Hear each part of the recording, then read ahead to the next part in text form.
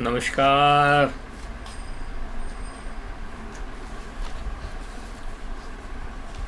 मैं हिम्मत सेठ। आज बात करेंगे नीट पर उठ रहे सवाल की। सरकार द्वारा नए अध्यादेश की एंटी पेपर लीक की और एक व्यापम घोटाले की।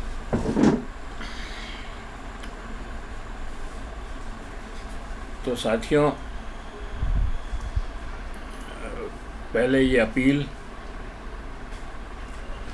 अगर आपने हमारा ये चैनल सब्सक्राइब नहीं किया है तो अभी कर दें। चैनल सब्सक्राइब करें, बेल आइकन दबाएं और वीडियो अच्छे लग रहे हों तो लाइक करें, फॉरवर्ड करें, कमेंट लिखें और सुझाव दें। तो दोस्तों, जैसा कि आप जानते हैं, 5 मई 2024 को नीट के जो एग्ज़ाम हुए उसमें बहुत गड़बड़ जाला है। और सबसे बड़ा गड़बड़ जाला ये है कि 67 छात्रों ने उसमें टॉप किया है। और टॉप किया है मतलब 720 में से 720 अंक प्राप्त किए हैं। तो ये एक बड़ा घोटाला है। और इसमें भी एक ही सेंटर से, बल्कि 2 सेंटर से 6 अभ्यर्थी ने टॉप किया है। एक हरियाणा में है, एक झारखंड में है। और ये सब चीज़ें तो सामने आई गई है कि वो सिकंदर यादव ने पेपर लीक किया उसमें, और वो भी एक बेनिफिशरी है, लेकिन उसके जो कर्ता धर्ता है, जो मास्टरमाइंड है, वो और अलग है। तो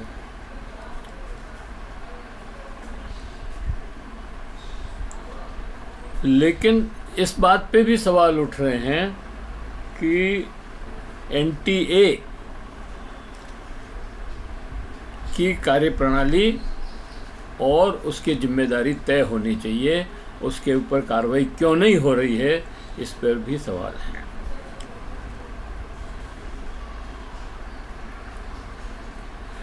पेपर लीक का मामला तूल पकड़ रहा है। विपक्ष ने भी उठाए सवाल। राहुल ने कहा छात्रों की रक्षा अगर सरकार समर्थ नहीं है करने में तो विपक्ष करेगा छात्रों की रक्षा। और ये भी कहा है कि हम इस मामले को छोड़ेंगे नहीं, संसद से सड़क तक सब जगह उठाएंगे।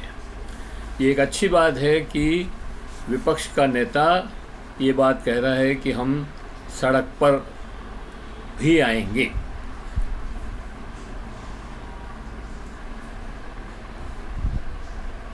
मैं आपको थोड़ा पीछे ले जाना चाहता हूँ।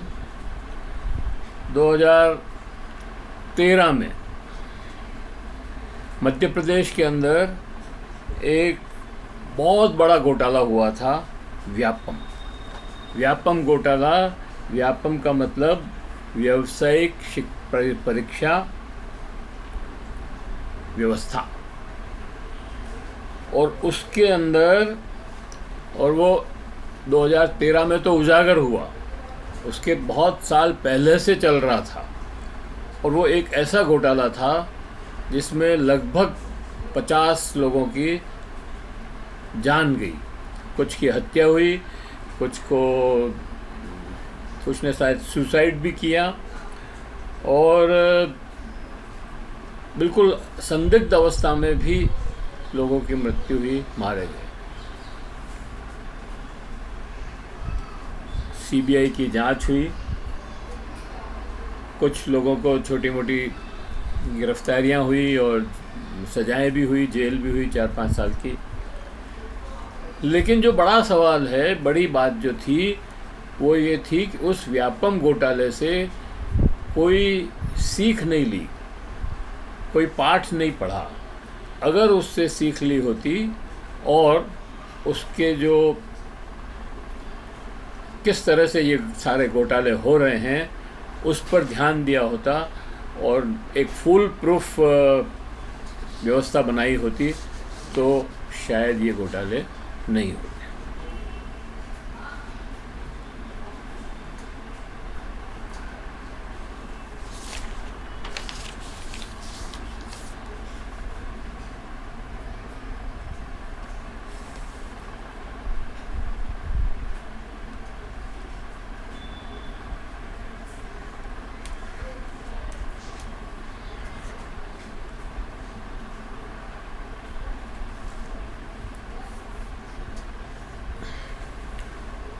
भारतीय इतिहास का ये सबसे बड़ा घोटाला था परीक्षा में, और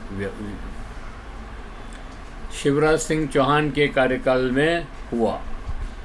सब भूल गए, लेकिन 2024 के घोटालों के साथ उसे भी याद करना जरूरी है। व्यापम मतलब व्यावसायिक परीक्षा मंडल। इसमें तो सभी तरह की धांधलियाँ हुई। परीक्षा में एफजी आदमी को बिठाया, नकल कराई और अन्य तरह की धांधलियाँ भी सामने आई। हजारों लोग गिरफ्तार हुए, किए गए। बहुत से लोगों की गंभीर स्थिति में मौत हुई। इंदौर में महात्मा गांधी मेडिकल कॉलेज की 19 साल की छात्रा नम्रता दामोर जनवरी 2012 की सुबह लापता हो गई। 7 जनवरी 2012 को उसका शव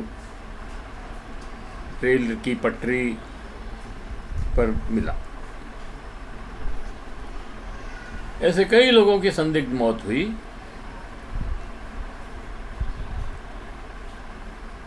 मेडिकल कॉलेज के डीन होटल में मृत पाए गए, सरकारी कॉलेज के।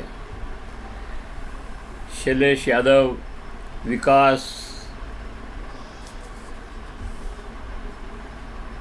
आनंद सिंह यादव, अंशुल सचान, ज्ञान सिंह, तरुण माछर, डॉक्टर राजेंद्र यादव, प्रमोद शर्मा जैसे अनेक नाम हैं जो व्यापम घोटाले के शिकार हुए और मौत के जबड़े में फंसे रह गए।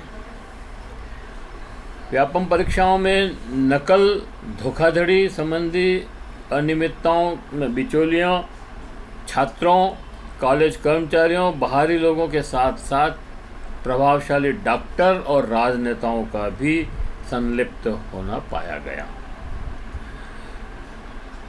रोल नंबर में हेराफेरी, अंक पत्र में हेरफेर और डमी उम्मीदवार और सब कुछ लोगों को जेल हुई। लेकिन हम फुल प्रूफ व्यवस्था नहीं बना सके।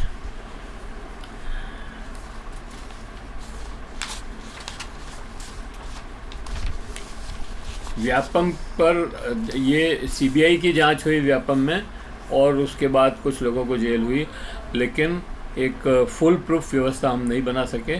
और उसके बाद न जाने कितने पेपर लीक हुए और कई जगह घोटाले हुए। राजस्थान में, मध्य प्रदेश में तो हुई, उत्तर प्रदेश में, झारखंड में, मतलब लगभग 13 स्टेट्स में तो ये इस तरह की परीक्षाओं में पेपर लीक हुए। बिहार इसमें सिरमौर है, और हरियाणा, सब में पेपर लीक हुए और कोई व्यवस्था हम नहीं बना पाए। पेपर लीक हो जाता है, पेपर रद्द हो जाते हैं या उसको चलाए रखते हैं, लेकिन उन दलालों को इस व्यवस्था से निकालने का कोई तरीका नहीं मिला। व्यापम के बाद जाने कितने घोटाले हुए, कितनी बार पेपर लीक हुआ और हजारों नहीं लाखों छात्रों का भविष्य दांव पर लगा। नीट पेपर लीक के बाद भी शिक्षा मंत्री धर्मेंद्र प्रधान कह रहे हैं कि परीक्षा रद्द नहीं होगी। उनका मानना है कि इस लीक का असर बहुत कम छात्रों पर है, लेकिन लाखों छात्रों ने मेहनत कर परीक्षा दी है, उनकी मेहनत बेकार नहीं जाएगी। कारण ये नहीं है मित्रों, कारण ये है कि भाजपा के लोगों के इस लीक में कनेक्शन हैं और इसलिए ही ये लीपापोती हो रही है। कुछ के तो भाजपा के लोगों के कुछ कॉलेजेस हैं जहाँ सेंटर थे और वहाँ पर ही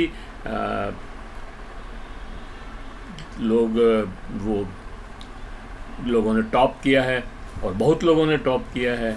बिहार का आप देख ही रहे हैं कि कैसे उनको एक कमरे में रुकवाया और कैसे उनको वो पेपर लीक किया, फिर पेपर रटवाया और फिर दूसरे दिन एग्ज़ाम दिया। तो ये सारे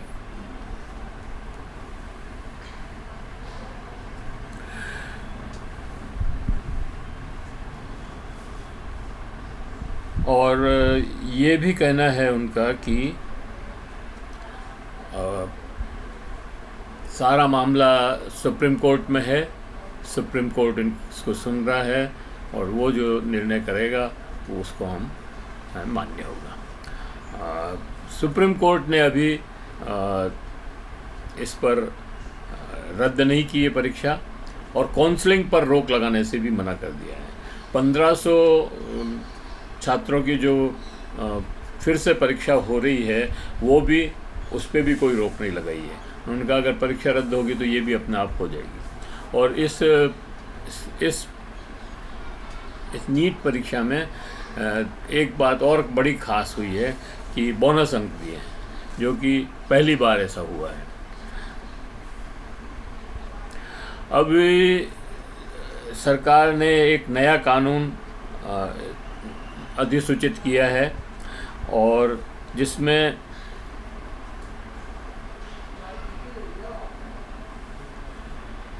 दस साल की सज़ा और 1 करोड़ रुपए तक का दंड का प्रावधान है जो लोग इस तरह के वर्क धंधे में पकड़े जाएंगे।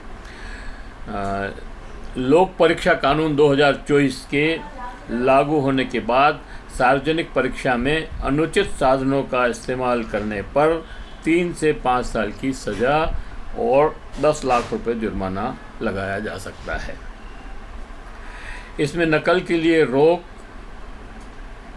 रोकथाम के लिए 3 से 5 साल की सज़ा और 10 लाख रुपए तक का जुर्माना का प्रावधान है। इधर दिल्ली विश्वविद्यालय के छात्रों ने कल ज़बरदस्त प्रदर्शन किया। धर्मेंद्र प्रधान योगा के लिए शिक्षा मंत्री योगा के लिए विश्वविद्यालय जा रहे थे, दिल्ली विश्वविद्यालय में। उन्हें वहाँ घुसने नहीं दिया दिल्ली विश्वविद्यालय में और उनको काले झंडे दिखाए। जो काले झंडे दिखाए और घुसने नहीं दिया किसी भी तरह से, तो फिर उन्होंने अपना ये कार्यक्रम रद्द कर दिया और वापस लौट गए। छात्र जो है परीक्षा रद्द करने की मांग कर रहे थे और